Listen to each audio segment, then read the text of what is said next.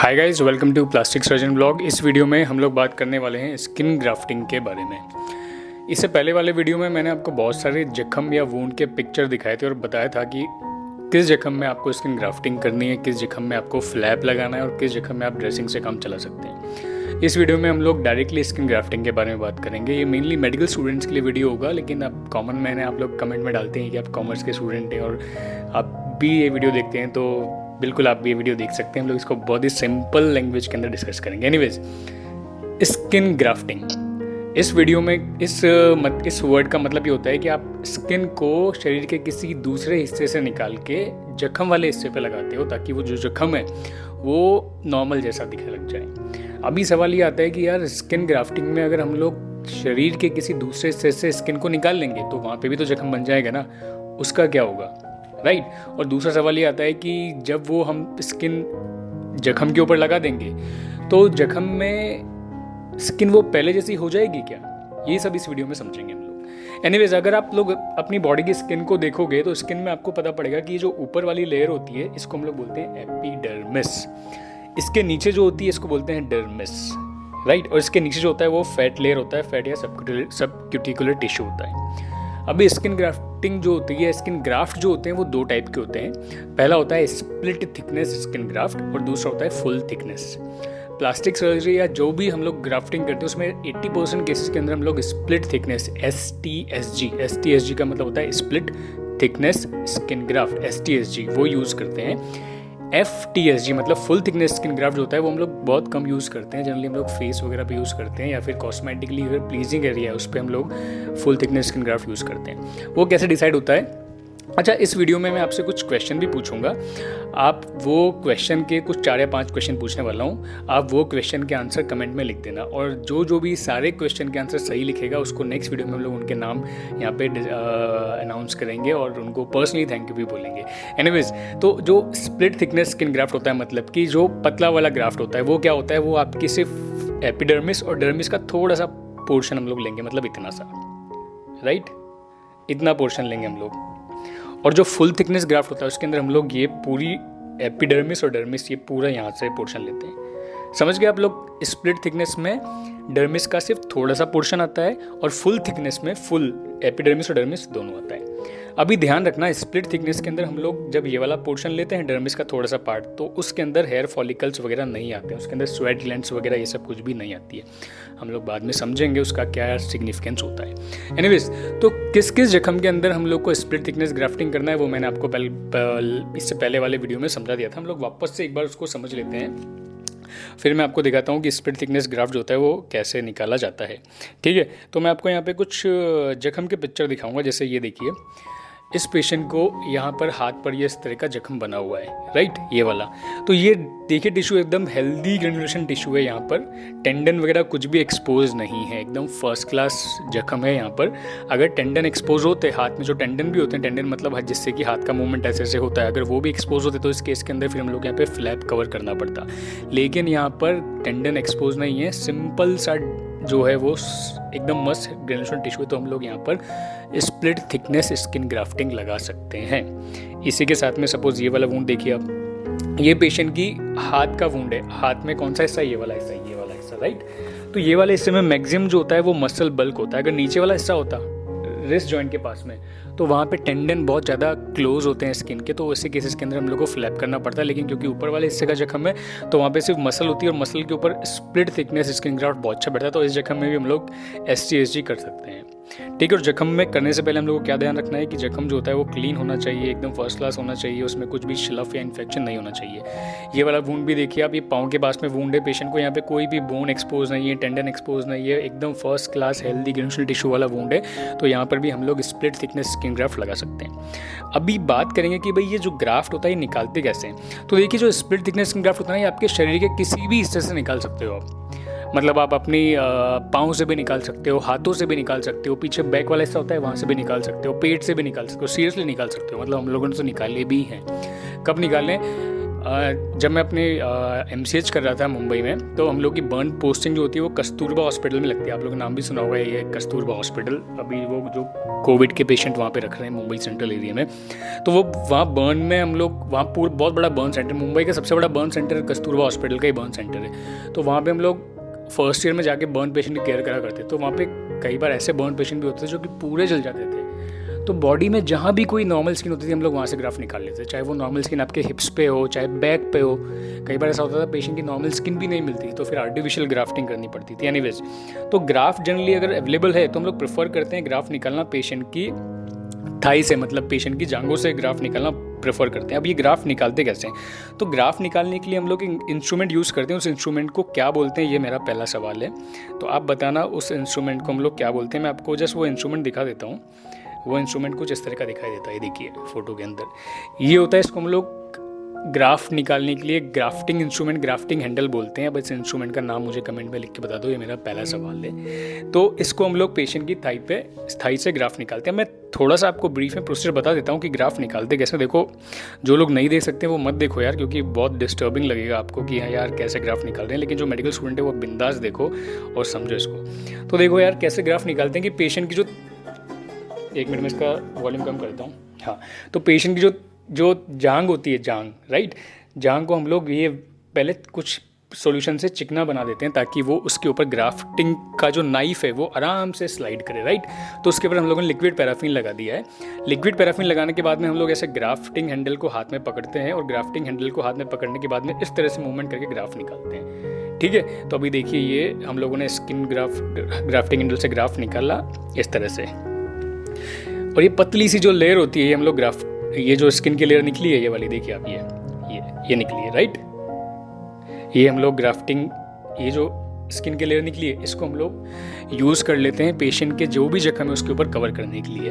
अब ये जो यहाँ पे नया जख्म बन गया भाई, इसका क्या, राइट, इसका क्या करने वाले हैं? इसका ये तो नया जख्म बन गया, आप ग्राफ्टिंग तो लगा दोगे तो ये जो जख्म होता है ये अपने आप भर जाता है। यहाँ पे हम लोग क्या करते हैं, ड्रेसिंग लगा देते हैं, और ड्रेसिंग लगाने के बाद में उस ड्रेसिंग को हम लोग 10 दिन तक नहीं खोलते हैं। 10 दिन तक इसलिए नहीं खोलते हैं, 10 दिन तक, कई बार 15 दिन तक, कई बार 15 दिन तक जनरली आप नहीं खोलिए तो वो अपने आप ही वहाँ पे नई स्किन आ जाती है। और नई ग्राफ्ट निकालने के बाद में जब हम लोग जब ड्रेसिंग खोलते हैं या ड्रेसिंग अपने आप स्लाइड होती है तो कुछ इस तरह का पिक्चर आता है। देखिए यहाँ पे ये इस तरह का पिक्चर आता है। तो वो जो रेड एरिया होता है वो वहाँ पे नई स्किन आ जाती है, और जब वहाँ पे पूरी कंप्लीट नई स्किन आ जाती है वो कुछ इस तरह का दिखाई पड़ता है, राइट। और पेशेंट इसको आराम से लेके चलता है। देखिए निशान तो बन जाता है पेशेंट के, लेकिन एनीवेज वहाँ से स्किन हम लोग को मिल जाती है। और यहाँ पे हम लोग पेशेंट को बोलते हैं कि इस पर नारियल का तेल लगा के मसाज करो और इसको खुला छोड़ दो, कोई प्रॉब्लम नहीं है। लेकिन ये सब होता है 10 दिन के बाद। 10 दिन तक वहाँ पे पट्टी बंधी रहती है, उस पट्टी को हम लोग बिल्कुल भी टच नहीं करते हैं, क्योंकि उतने टाइम में वहाँ से अपने आप न्यू स्किन ग्रो कर जाती है। अब क्वेश्चन आता है कि जो नई स्किन निकली है उसको कहाँ कहाँ पे लगाते हैं और कैसे कैसे लगाते हैं, तो वो मैं आपको दिखाता हूँ। देखिए पहले पेशेंट का ये वूंड है, इस तरह का हाथ पे जख्म है, राइट। यहाँ पर एकदम क्लीन वूंड है, कुछ भी प्रॉब्लम नहीं है, कुछ भी इन्फेक्शन नहीं है, तो मैं यहाँ पे स्किन ग्राफ्ट लगा दूंगा। तो स्किन ग्राफ्ट लगाने के बाद ये पिक्चर इसकी ये पतला सा स्किन ग्राफ्ट लगा दिया है। तो स्किन ग्राफ्ट जो होता है वो वहाँ पे चिपक जाता है, और चिपकने के साथ में टाइम के साथ में वो नॉर्मल जैसा हो जाता है। देखिए अभी दूसरा मैं बताता हूँ आपको। ये पेशेंट में देखिए, ये पेशेंट के अंदर यहाँ पर जख्म था, तो यहाँ पर भी हम लोगों ने स्किन ग्राफ्ट लगा दिया है। और स्किन ग्राफ्ट जो है ये 5वें दिन है, हम लोगों ने इसकी ड्रेसिंग ओपन करी है, तो 5वें दिन के बाद में स्किन ग्राफ्ट कुछ ऐसा दिखाई देता है। आप इसकी जनरली इसकी ड्रेसिंग जो होती है, हम लोग ड्रेसिंग इसकी खोलते हैं जनरली 3 से 4 दिन के बाद में इसकी ड्रेसिंग ओपन करते हैं। प्रेफरेबली स्प्लिट थिकनेस ग्राफ्ट की ड्रेसिंग आपको ऑपरेशन के 72 घंटे के बाद में ओपन करनी चाहिए। और एक बार जब आप ड्रेसिंग ओपन कर लेते हैं तो उसके फिर नेक्स्ट 4 से 5 दिन आपको डेली उसकी ड्रेसिंग करनी चाहिए। 4 से 5 दिन डेली ड्रेसिंग करिए, उसके बाद में इसको खुला छोड़ दो और पेशेंट को बोले इसके ऊपर नारियल का तेल लगाओ और ये अपने आप नॉर्मल हो जाएगा। मैं आपको अभी अपने वीडियो में भी दिखाऊंगा पेशेंट कितने मस्त एकदम नॉर्मल स्किन जैसे हो जाते हैं। बट ये नॉर्मल स्किन जैसा हो जाता है, आपको बिल्कुल टेंशन लेने की ज़रूरत नहीं है, ठीक है। अभी मैं आपको और दिखाता हूँ। जैसे ये पेशेंट है, जैसे मैं आपको पहले दिखाया था, हाथ पे पेशेंट के अच्छा हेल्दी ग्रेनुलर टिश्यू था, तो पेशेंट के ग्राफ्टिंग लगाया, ग्राफ्ट को फिक्स कर दिया स्टेपलर से। आप इस यहाँ पे सूचर से भी फिक्स कर देते हो, अगर आपके पास टाइम है तो आप सूचर से फिक्स कर दो। ये सूचर से फिक्स कर दिया, और उसके बाद में ये प्रॉपर पेशेंट का 10 दिन के बाद अपीयरेंस है। ये सब आपने इंस्टाग्राम पे देख भी लिया होगा। इंस्टाग्राम पे मैंने ये सब फोटोज़ डाले हुए हैं अपने पेशेंट के ऑपरेट करे हुए। तो अगर आप देखोगे इंस्टाग्राम पे जाके, इंस्टाग्राम का IDP प्लास्टिक सर्जन व्लॉग ही है, तो वहाँ जाके देख लीजिए, आप सारे वीडियो आपको मिल जाएंगे ये सब पेशेंट के। तो जो पहले ऐसा था, जिसका इतना बड़ा जख्म था, वो अल्टीमेटली फाइनली वो ऐसा हो गया। इस पेशेंट का मैं आपको वीडियो दिखाता हूँ। इस पेशेंट का क्या था कि पेशेंट को फेसियोटॉमी करना पड़ा था। आपने बर्न वाले वीडियो में देखा भी होगा कि किस तरह से हम लोग पेशेंट के हाथ में कंपार्टमेंट प्रेशर को रिलीज़ करते हैं। तो इस पेशेंट का मैंने फेसियोटॉमी करा था। फेसियोटॉमी करने के बाद में स्टार्टिंग से लेके एंड का वीडियो दिखाता हूँ, तो आपको पता पड़ जाएगा ग्राफ्ट कितना अच्छा सेटल होता है। ये देखिए, तो स्टार्टिंग में जो पेशेंट का हाथ था वो इस तरह का था। इसको बर्न होने के बाद में यहाँ पे कंपार्टमेंट सिंड्रोम डेवलप हो गया था।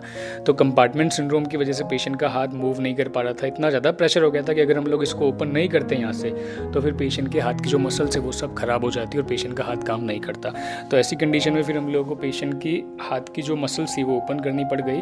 और ये ओपन करने के बाद का वीडियो है, ये देखिए, ये मसल्स यहाँ पे ओपन कर दी। अब ये जो रॉ एरिया बन गया, इसको तो ग्राफ्ट करना पड़ेगा ना। ये देखिए, ये कितना अच्छा थिनर मसल दिखाई पड़ रही है। तो जो रॉ एरिया बन गया, इसको ग्राफ्ट करना पड़ेगा। ग्राफ्ट करने के बाद में अल्टीमेटली जब पेशेंट सेटल हो गया 15-20 दिन के बाद, तो ये देखिए यहाँ पे आपको पता पड़ रहा है कि ग्राफ्ट करा है। यहाँ पे देखिए, ये होता है स्प्लिट थिकनेस स्किन ग्राफ्ट की ब्यूटी। कुछ भी पता नहीं पड़ रहा है, पेशेंट एकदम परफेक्टली फाइन हो गया है और कुछ समझ में नहीं आ रहा है कि ग्राफ्टिंग करी भी नहीं थी। और पेशेंट का फंक्शन भी इंप्रूव हो गया। जो पहले हाथ भी मूव नहीं कर पा रहा था, वो इतना अच्छा उसका मूवमेंट आ गया है। राइट, अभी मैं आपको दूसरा पेशेंट भी दिखाता हूँ। 1 मिनट। तो पेशेंट का जो पहले वूंड था वो कुछ इस तरह का था। देखिए आप, ये इस तरह का पेशेंट के पाँव के अंदर यहाँ पे वूंड था। यहाँ पे इस तरह का बहुत ज़्यादा पार्ट में ये वूंड बन गया था। यहाँ पर एक मीडियम थिकनेस ग्राफ्ट लगाया है मैंने। और ग्राफ्टिंग के बाद का मैं आपको पिक्चर दिखाता हूँ पेशेंट का।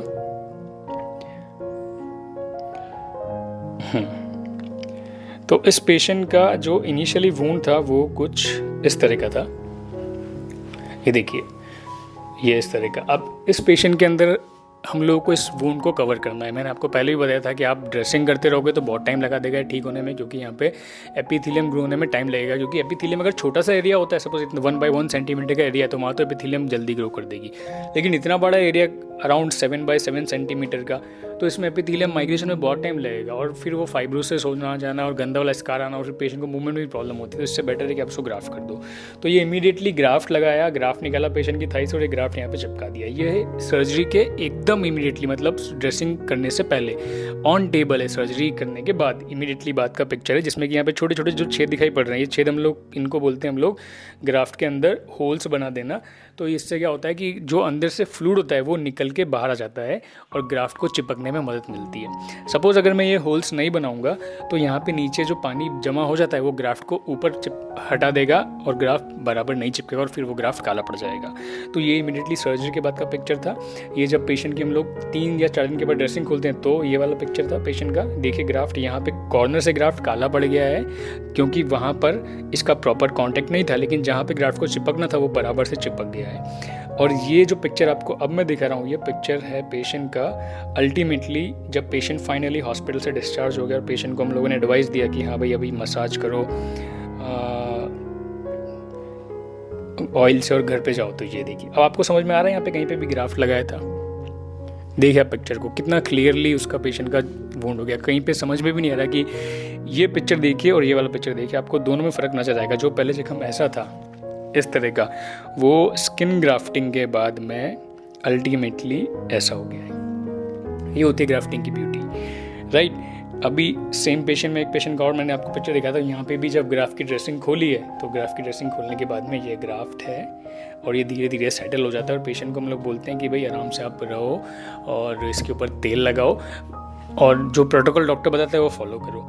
तो ये ग्राफ्टिंग का यहाँ पे रोल होता है। अभी ये वाला वूंड देखिए आप पेशेंट का, अगर आप ये वाला वूंड देखोगे ये वाले पार्ट का, तो यहाँ पर ग्राफ्ट करना पॉसिबल है क्या? तो आप ढंग से अगर वूंड को एनालाइज करोगे, जैसे कि हम लोग प्लास्टिक सर्जरी के अंदर या जो भी डॉक्टर होता है वो करता है, तो देखता है कि यहाँ पे बोन एक्सपोज है, मतलब पेशेंट की हड्डी भी दिखाई पड़ रही है। तो ऐसी कंडीशन के अंदर ग्राफ्टिंग नहीं करनी चाहिए, ग्राफ्टिंग बिल्कुल भी नहीं करनी चाहिए, क्योंकि हड्डी के ऊपर अगर पेरियोस्टियम चली गई है तो फिर वहाँ पे ग्राफ्ट बैठेगा ही नहीं। हड्डी के ऊपर अगर पेरियोस्टियम है तो वहाँ पे ग्राफ्ट चिपक सकता है, हड्डी के ऊपर भी ग्राफ्ट चिपक सकता है। बस कंडीशन ये होनी चाहिए कि हड्डी के ऊपर पेरियोस्टियम जो होती है वो इंटैक्ट होनी चाहिए। लेकिन इस पेशेंट के अंदर पेरियोस्टियम डेड हो गई है और बोन जो होती है वो प्रॉपर एक्सपोज होगी। तो ऐसी कंडीशन के अंदर पाँव के ऊपर आप ग्राफ्टिंग करेंगे क्या? आप ग्राफ्टिंग कर दो, रिजल्ट कुछ भी नहीं आएगा। मतलब ग्राफ्ट यहाँ पर बैठ जाएगा जहाँ पे मसल है, लेकिन ये जो पार्ट है खुला ही रह जाएगा। तो ऐसी कंडीशन में हमको क्या करना पड़ता है? हमको फ्लैप सर्जरी करनी पड़ती है। आप ये देखोगे लोहे का क्या लगा हुआ है, तो ये एक्सटर्नल फिक्सेटर बोलते हैं इसको, जो कि ऑर्थोपेडिशियन लगा देते हैं, हड्डी के डॉक्टर, और उसके बाद में फिर वो प्लास्टिक सर्जरी को पेशेंट रेफर कर देते हैं कि भैया बाकी का मैनेजमेंट आपको करना है। यही प्रोटोकॉल होता है हर हॉस्पिटल के अंदर। तो ये पेशेंट का फिर बाद में फ्लैप करना पड़ता है। मैं आपको दिखा दूंगा पिक्चर बाद में इसकी, जो हम लोग फ्लैप को डिस्कस करेंगे। तो यहाँ पर ग्राफ्टिंग डेफिनेटली पॉसिबल नहीं है। अभी सवाल आएगा कि अगर हम लोग यहाँ पे ग्राफ्ट लगा देंगे इस इतने हिस्से पर तो क्या होगा? अगर पूरे हिस्से पे ग्राफ्ट लगा देंगे तो क्या होगा? तो देखिए, ग्राफ्ट यहाँ पर तो बैठ जाएगा लेकिन हड्डी फिर भी रह जाएगी। तो हड्डी के ऊपर तो आपको अल्टीमेटली फ्लैप करना ही पड़ेगा। तो क्यों ना फिर एक साथ फ्लैप करके पूरा जख्म को भर दिया जाए। तो ये हम लोग को ग्राफ्टिंग का करना पड़ता है। अच्छा, अभी इस पेशेंट में देखिए आप, इस पेशेंट में देखेंगे आप तो ग्राफ्ट लगाया है, ग्राफ्ट एकदम फर्स्ट क्लास बैठ गया है, बट ये वाला जो हिस्सा है कोने वाला, ये हल्का सा यहाँ पे ग्राफ्ट का लॉस हुआ है। ग्राफ्ट जितना ज़्यादा चिपक जाता है हम लोग उसको ग्राफ्ट का टेक बोलते हैं। ग्राफ्ट का टेक कितना हुआ है परसेंटेज में बोलते हैं। जैसे कि अगर मैंने इतने हिस्से पे ग्राफ्ट लगाया है और ये पूरा ग्राफ्ट चिपक गया तो मैं बोलूँगा ग्राफ्ट का 100% टेक है। लेकिन अगर ग्राफ्ट इतना लॉस हुआ है तो मैं बोलूँगा कि ग्राफ्ट का अप्रॉक्सीमेटली इतना परसेंट टेक है, मतलब कि 90% टेक है और 10% का लॉस हुआ है। अब ऐसी कंडीशन में क्या करना चाहिए? 10% का लॉस हुआ है तो आपको रीग्राफ्टिंग करनी चाहिए? नहीं। देखिए, आपने इतना सा एरिया तो कवर कर दिया है। अभी जो इतना सा एरिया है ना, यहाँ से एपिथेलियम यहाँ से और यहाँ से माइग्रेट करके इसको कवर कर देगी। तो आप जस्ट ड्रेसिंग करिए और पेशेंट को बोलिए थोड़ा टाइम के लिए ड्रेसिंग करेंगे, ये सब भी कवर हो जाएगा अपने आप, आपको टेंशन लेने की ज़रूरत नहीं है।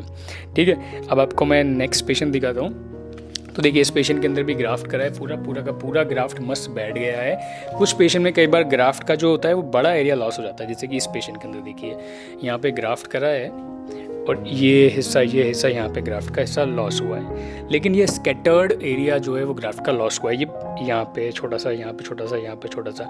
तो ऐसी कंडीशन में भी आपको जस्ट ड्रेसिंग करनी है, वेट एंड वॉच की पॉलिसी रखनी है। ये पूरा हिस्सा आराम से बिंदास कवर हो जाएगा और ये बाद में अल्टीमेटली नॉर्मल जैसा दिखाई पड़ने लगेगा।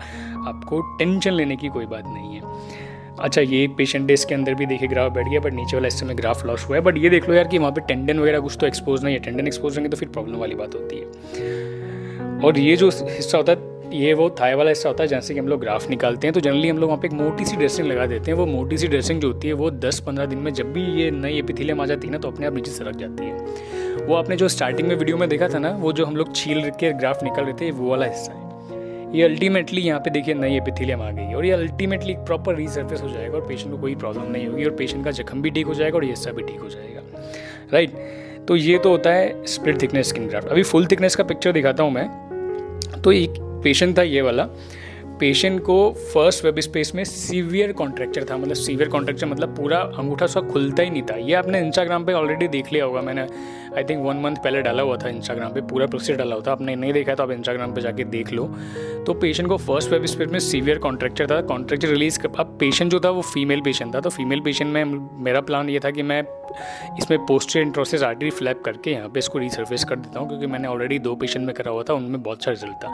बट पेशेंट पार्टी का ये था कि भाई हमको थंब को भी ओपन करना है और कुछ स्कार भी नहीं चाहिए हाथ के अंदर। मतलब लड़की है, लड़की के हाथ में यहाँ पे आप कुछ स्कार देंगे तो फिर वो बाद में अच्छा नहीं दिखेगा। तो मैंने इसके अंदर रिलीज़ करने के बाद में FTSG लगाया था। ये आपको इंस्टाग्राम पे दिखा भी होगा, ये FTSG का पिक्चर। ये है फुल थिकनेस स्किन ग्राफ्ट।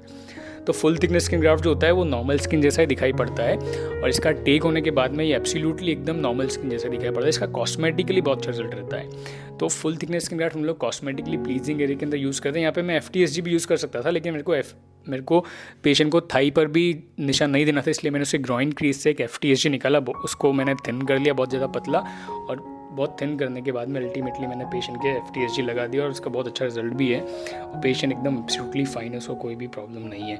तो ये जो था ये बेसिकली ग्राफ्ट के बारे में था। आपको यहाँ पे पॉइंट बता। अच्छा, आपको दूसरा क्वेश्चन में पूछना भूल गया आपसे। दूसरा क्वेश्चन ये था कि आपको मुझे ये बताना है कमेंट सेक्शन में कि स्प्लिट थिकनेस और फुल थिकनेस ग्राफ्ट की थिकनेस कितनी होती है। आप कमेंट में लिख दो। और ये आंसर ना बहुत कम लोग दे पाएंगे, गूगल करके तो दे सकते हो, लेकिन फिर भी बहुत से लोगों को नहीं समझेगा। तो मैं आपको पहला क्वेश्चन ये था कि जो नाइफ यूज़ करता है उसका नाम क्या है, और दूसरा क्वेश्चन ये है कि जो ग्राफ्ट होता है इसकी थिकनेस कितनी होती है, कितनी मोटाई होती है। जो स्प्लिट थिकनेस होता है वो तो आप बोल दोगे कि एपिडर्मिस और डर्मिस का थोड़ा सा पोर्शन लेते हैं, लेकिन कितना मोटा लेते हैं वो आपको कमेंट के अंदर लिखना है। आपने अगर अभी तक वीडियो देखा है, ये कुछ 19-20 मिनट का वीडियो हो गया है, तो आप इस दोनों का आंसर लिख दो। नेक्स्ट वीडियो के अंदर जिन भी सही आंसर लिखा है मैं उनका नाम अनाउंस करूँगा। और देखिए इसके अंदर हम लोग पेशेंट को प्रिकॉशंस के लिए क्या बोलते हैं, हम लोग पेशेंट को बोलते हैं कि भाई आप जब हम लोग ड्रेसिंग निकाल देते हैं तो इस हिस्से पे मसाज बराबर से करो, उस पर मसाज करते रहो नारियल तेल से। क्यों? क्योंकि उसको आपको मॉइस्ट रखना है। मैंने आपको स्टार्टिंग में बताया था कि जो स्प्लिट थिकनेस स्किन ग्राफ्ट होता है, मतलब कि पतला वाला ग्राफ्ट, उसके अंदर हेयर फॉलिकल्स नहीं आते हैं, स्वेट ग्लैंड्स नहीं आती हैं। तो जो ग्राफ्ट की टेंडेंसी होती है वो जनरली कैसा होता है, नॉर्मल स्किन होती है, उसको हम लोग की जो पसीने की ग्रंथियाँ होती है उसको गीला करके रखती है नॉर्मल स्किन को, राइट। लेकिन अगर पसीने की ग्रंथियाँ मर जाएंगी तो स्किन सूख जाएगी। ऐसे ग्राफ्ट वाली स्किन के साथ होता है, उसके अंदर पसीने की ग्रंथियाँ डेवलप नहीं होती हैं, तो क्या होता है, वो उसकी टेंडेंसी होती है सूख जाने की, सूख के फिर वो ख़राब हो जाता है। तो इसलिए हम लोग पेशेंट को बोलते हैं इसको गीला रखो। गीला कैसे रखो? उसके ऊपर नारियल का तेल लगाओ। नारियल का तेल कितनी बार लगाना है? दिन में 3-4 बार लगा के रखो, तो उससे उसका मॉइस्चर मतलब नमी। लास्ट टाइम आप लोगों ने वीडियो में मुझे ज्ञान दिया था कमेंट सेक्शन में जाके कि मॉइस्चर को हिंदी में नमी बोलते हैं। हिंदुस्तानी तो भाई मेरे को भी समझता है मॉइस्चर को हिंदी में नमी बोलते हैं, बट वो वर्ड क्लिक नहीं हो रहा था। तो अगर आप उसके ऊपर ग्राफ्ट के ऊपर नारियल का तेल लगाओगे तो उसका मॉइस्चर मेंटेन रखेगा और उसकी जो सूखने की टेंडेंसी है उसको रोकेगा। अब सवाल ये आता है कि यार ऐसे तो फिर क्या लाइफ टाइम मॉइस्चर लगाते रहना है क्या? एक बार ग्राफ्टिंग कर दी मतलब तो हमेशा तेल लगाना है? तो नहीं, हमेशा तेल नहीं लगाना है। जनरली क्या होता है कि जो ग्राफ्टेड स्किन होती है इसके अंदर फर्स्ट 2 to 3 मंथ में आपको ये जो मॉइस्चराइजिंग क्रीम होता है इसकी ज़रूरत होती है। इसके बाद फिर इसके अंदर खुद की जो ग्लैंड्स होती है वो डेवलप हो जाती है और फिर आपको ज़रूरत नहीं पड़ती ये सब चीज़ें करने की। इसके अलावा हम लोग बोलते हैं कि आप जब धूप में निकलो तो ये ग्राफ्ट वाली स्किन इसको डायरेक्टली सन कांटेक्ट मत होने दो, क्योंकि सन कांटेक्ट होगा तो ये ग्राफ्ट वाली स्किन काली हो जाएगी और बाकी स्किन आपको फिर नॉर्मल दिखाई देगी। जैसे इस पेशेंट के अंदर, इस पेशेंट ने एकदम परफेक्टली मेरा एडवाइस फॉलो करी थी, तो इसकी स्किन देखिए अब पता नहीं पड़ रहा है ग्राफ्ट कहाँ चालू हुआ है और नॉर्मल स्किन कहाँ पर है। मैंने इसको बोला था कि आप इसको बिल्कुल भी सनलाइट मत लगने दो फर्स्ट 3 मंथ में, नहीं तो फिर ये वाला हिस्सा काला हो जाएगा ग्राफ्ट वाला और बाकी हिस्सा आपका नॉर्मल स्किन जैसा दिखाई पड़ेगा। तो वो इसने फॉलो करा। पेशेंट को बोला मैंने आप इसको मसाज करो नारियल तेल से, उसने फॉलो करो, इतना अच्छा रिजल्ट आया पेशेंट का। तो ये बेसिक एडवाइस होती है, आपको फॉलो करनी होती है। और इस वीडियो में आपको इतना समझ में आ गया होगा कि आपको किस किस जख्म को ग्राफ्ट करना है।